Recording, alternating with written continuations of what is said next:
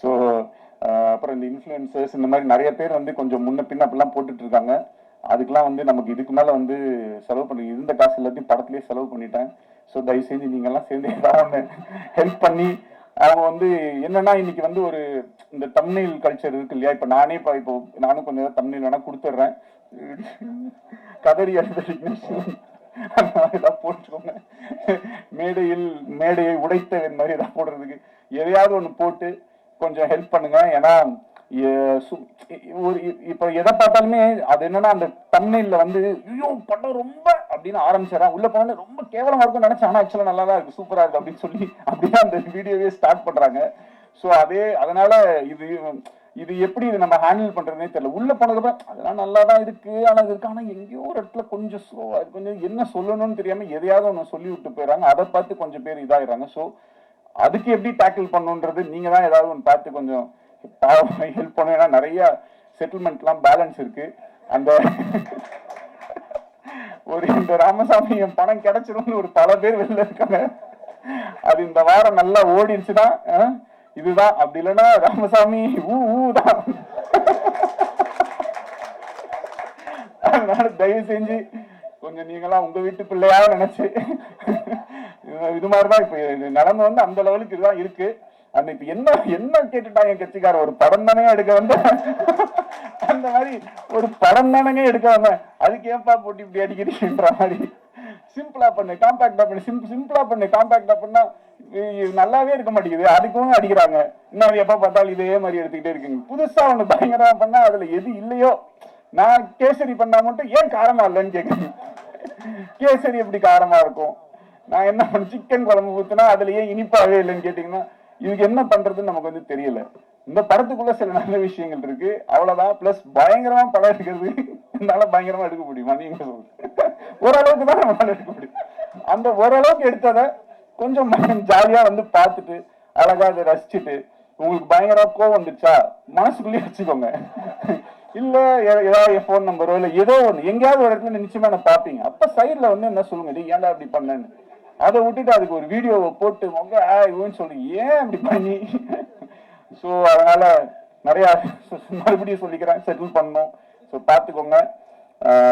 So கரெக்டா பார்த்து தயவு செஞ்சு எல்லாருமே கொஞ்சம் ஹெல்ப் பண்ணி திருப்பி நாங்க வந்து ஓப்பனிங்கை கிரியேட் பண்ணி இந்த படத்தை பயங்கர ஹிட் ஆக்கி நான் செல்லக்குட்டி பிரதீப்க்கு அந்த 4th 100 crore சொல்லி போஸ்டரை ஒட்டியே ஆகணும் அப்படின்றதுல உறுதியா. தேங்க்யூ.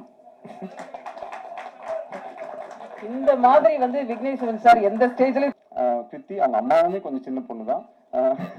2 பேரும் வந்து பாத்தீங்கன்னா செட்ல அவங்கள வந்து அவங்கள எப்படின்னா ஒரு குழந்தைய ஹேண்டில் பண்ற மாதிரி தான் நாங்க நிறைய தடவை ட்ரை பண்ணிருப்போம். அதே நேரத்தில் நிறைய தடவை மிஸ்ஸும் ஆயிரும். அப்போ வந்து கொஞ்சம் அப்பப்போ ஒரு சின்ன முன்ன பின்ன இப்படி இருந்தாலும் அந்த ஒர்க்கை பண்ணும்போது the kind of dedication and அதே ஸ்விம்மிங் பூல் சீக்வன்ஸ் பண்ணும்போது எங்கேயோ ஒரு இடத்துல ஷூட்டிங் பண்ணிட்டு இவங்க டேல அங்கே ஷூட் முடிச்சு நைட்ல இங்கே வந்து ஷூட் பண்ணிட்டு ஒரு நாள் கூட வந்து அந்த ஒரு இப்படி ஏதாவது ஒரு காரணம் சொல்ற மாதிரி அந்த மாதிரிலாம் எதுவுமே இல்லாம எப்பயுமே she was very sweet and I really love working with you. And அவங்கள ஃப்ரேம்ல அப்படி நம்ம வச்சோம்னாலே வந்து அந்த அளவுக்கு ஒரு அழகு. சாதாரண ஒரு ரோட்ல தான் ஷூட் பண்ணிட்டு இருந்தோம் மலேசியால. அது ரவிவர்மன் சாரோட மேஜிக் வந்து எப்பயுமே எப்படி இருக்கும்னா நிறைய லைட்ஸ் நிறைய இது அப்பெல்லாம் போட்டு பயங்கரமா காம்ப்ளிகேட்லாம் பண்ண மாட்டாரு. அது அவருக்கு வந்து அவர் ஒரு கிஃப்டட் டேலண்ட். ஸோ அதை ரொம்ப ஈஸியா ரொம்ப அழகா வந்து ரொம்ப இப்படின்றதுக்குள்ள அவரால் வந்து ஒரு எக்ஸ்ட்ராடினரி ஷாட்டை வந்து கம்போஸ் பண்ண முடியும். ஸோ அவருடைய அந்த ஒர்க்ல கிருத்தியை வந்து காமிச்ச விதமாகட்டும், இந்த படத்துல வந்து நடிச்ச மற்ற நடிகர்கள் எல்லாமே, நம்மளுடைய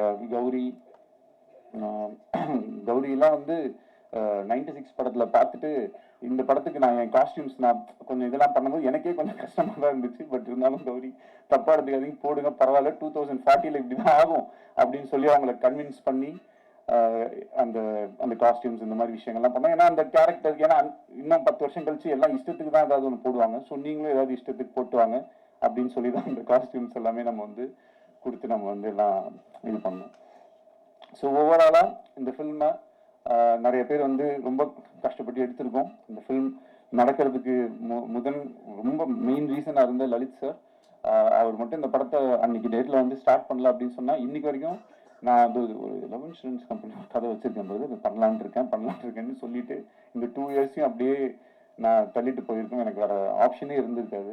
அவர் மனசு வைக்கலைன்னா இந்த படம் நடந்திருக்காது. இன்னைக்கு இந்த படத்தை நல்லபடியாக ரிலீஸ் பண்ணி கொடுத்ததுக்கும், இந்த படத்தை ப்ரொடியூஸ் பண்ணி கொடுத்ததுக்கும், எங்கள் எல்லாருக்கும் பக்கபலமாக இருந்து சப்போர்ட் பண்ணுறதுக்கும் ரொம்ப ரொம்ப தேங்க்யூ லலித் சார். அண்ட் நடித்த மக்கள் அப்புறம் மெயினாக my other technicians Pradeep Raghav மாதிரி ஒரு எடிட்டர் எனக்கு கிடைச்சது வந்து மிகப்பெரிய ஒரு லக்கு. அண்ட் ஒரு நிறைய காம்ப்ளிகேஷன்ஸ் இருந்துச்சு இந்த ஃபிலிமில். எனக்கு சில டவுட்ஸ் இருந்தது, என்னோட கான்ஃபிடன்ஸ் லெவலும் ரொம்ப கம்மியாக இருந்தது. அப்போது நான் வந்து எனக்கு ஏதாவது டவுட் இருந்துச்சுனாலோ, இது ஒர்க் ஆகலையா, இந்த ஆர்டர் ஒர்க் ஆகுதா இல்லையா அப்படின்றத வந்து இன்னைக்கு பல்ஸில் இருக்கக்கூடிய பிரதீப் ராகவ் கிட்டயுமே நான் வந்து நிறைய தடவை வந்து கேட்பேன். ஸோ அப்போ அவங்க வந்து வருவாங்க, எடிட்டில் வருவாங்க, உட்காருவாங்க, பார்ப்போம், அனலைஸ் பண்ணுவோம், ஒரு வெர்ஷன் கட் பண்ணி பார்ப்போம், இப்படி கட் பண்ணி பார்ப்போம். இந்த மாதிரி விஷயங்கள்லாம் ரொம்ப பண்ணுறதுக்கு. அண்ட் அவர் வந்து இந்த ஒரு படத்துக்கே வந்து ஒரு 10 படத்தோட வேலையை செஞ்சிருப்பாரு. அதுக்கு ரொம்ப ரொம்ப நன்றி பிரதீப் ராகவ். முத்துராஜ் சார், உங்களுடைய production design and then costumes, அப்புறம் சிஜி ஒர்க் பண்ண மேங்கோ போஸ்ட் வந்து இந்த படத்தோடைய இது வந்து இந்த ஒரு படத்துல வந்து இந்த செந்தில் கிட்ட வந்து 30 ரூபா கவுண்ட் பண்ணி கொடுத்துட்டு, டேய் இந்த 30 ரூபா நீ வச்சுக்கோ அப்படின்னாரு. டெய்லி ₹1 நான் எடுத்துப்பேன் அப்படின்னாரு. ஓகே அப்படின்னு சொன்னோம். அந்த மாதிரி மேங்கோ போஸ்ட்ல முதல்ல ஒரே ஒரு ரோபோ மட்டும் பண்ணணும் பிரதர் அப்படின்னு சொல்லிட்டு உள்ள போனோம். அப்புறம் அங்கிருந்து அப்படியே அந்த கையில ஒன்று வரும், அதுவும் பண்ணி அப்படியே இது பண்ணுங்கன்னு சொன்ன உடனே அப்படியே என்னெல்லாம் கேட்டோமோ எல்லாத்தையுமே நான் வந்து பேசின பட்ஜெட்ல எனக்கு வந்து ரொம்ப ஒரு பாயிண்ட்டுக்கு மேல அவங்களுமே இந்த ஃபிலிம்குள்ள ஒரு லவ்ல வந்துட்டாங்க. So I am always grateful to you Ram. Thank you so much for helping me to achieve this film. And வேற என்ன சொல்லுங்க ஞாபகம் இல்லையா? எஸ்ஜே சார் போயிட்டாரு.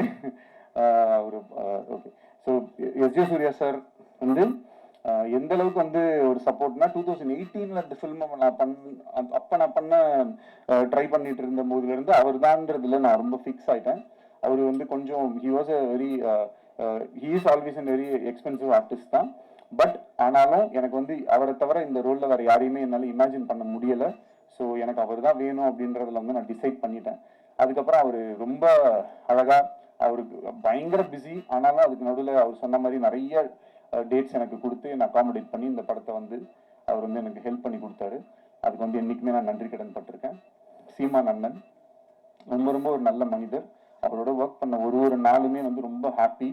ஒரு அரசியல்ல இருக்கக்கூடிய ஒரு மிகப்பெரிய ஒரு தலைவர், ஆனால் ஒரு நாள் கூட அவருடைய அரசியலையோ இல்லை அவருடைய மைண்ட்ல இருக்கிற ஐடியாலஜிஸையோ அந்த மாதிரிலாம் எதுவுமே எங்ககிட்ட வந்து யாருக்கிட்டையுமே பேசாம எங்களுக்கு என்ன தெரியுமோ, எங்களுக்கு என்ன பிடிக்குமோ அந்த மாதிரி எங்களோட ரொம்ப ஒரு ஃப்ரெண்ட்லியா ரொம்ப பழகினாரு. படத்துல நிறைய விஷயங்கள்ல வந்து எப்படின்னா ஒரு அப்பா பையன் அப்படின்னும் போது சில டைலாக்ஸ் பேசுவோம். அதுக்கு பையன் கேரக்டர்ல இருக்கனால ஒரு சின்னதாக கிண்டல் பண்ற மாதிரியோ இல்லை ஏதோ ஒரு கவுண்டர்ஸ் இருக்கும். அதெல்லாம் வந்து ரொம்ப நான் கேட்டுக்கிட்டேன், இது ஓகேவா என்ன தம்பி படத்துல என்னவோ நான் அப்பா பையனா இப்படி தானே பேசுவாங்கன்னு சொல்லி அது ரொம்ப என்னை வந்து என்னோட வேலையை ரொம்ப ஈஸியா செய்யறதுக்கு வந்து அலோவ் பண்ண சீமான் அண்ணனுக்கு ரொம்ப நன்றி. அண்ட் மற்றபடி என்னோட ஏடிஸ் ஒர்க் பண்ண எல்லாருமே, Parvathy, Harish, Lenin, Binu, Prasanna and all camera சைடில் வந்து நிறையா சின்ன ஒர்க்ஸ் எல்லாமே சில சீக்வன்சஸ் அப்போல்லாம் வந்து எனக்கு சத்யன் சூரியன் ஹெல்ப் பண்ணாரு, நீரவ் ஷா ஹெல்ப் பண்ணாங்க. இந்த மாதிரி நிறைய பேரோட ஹெல்ப்னால தான் இந்த ஃபிலிம் வந்து நடந்திருக்கு. அவங்க எல்லாரையுமே இந்த நேரத்தில் வந்து நான் நன்றி சொல்லிக்கிறேன். So thank you. இந்த படத்துக்கு உங்களுடைய ஆதரவு ரொம்ப முக்கியமாக இருக்குது. கொஞ்சம் இன்னொரு தடவை கூட போய் பாருங்க. அந்த படத்தில் வந்து என்னுடைய மைண்டில் நான் வந்து இந்த மெட்ராஸ் அப்படின்னு நான் பிறந்து வளர்ந்த இந்த ஊரை எப்படிலாம் நான் கற்பனை பண்ணியிருக்கேனோ அதெல்லாம் எடுத்து பார்க்கறதுக்கு இந்த மாதிரி இந்த யூனிவர்ஸ் வந்து எனக்கு ஒரு வாய்ப்பை கொடுத்ததை நான் ரொம்ப சந்தோஷமா நினைக்கிறேன். அண்ட் என்னைக்குமே அந்த கோலிவுட்னு ஒரு சென்ட் தாமஸ் மவுண்ட்ல ஒரு போர்டு இருக்க மாதிரி ஒரு ஷார்ட் ஒன்று வச்சிருப்பேன். அது வந்து என்னுடைய ஆசை.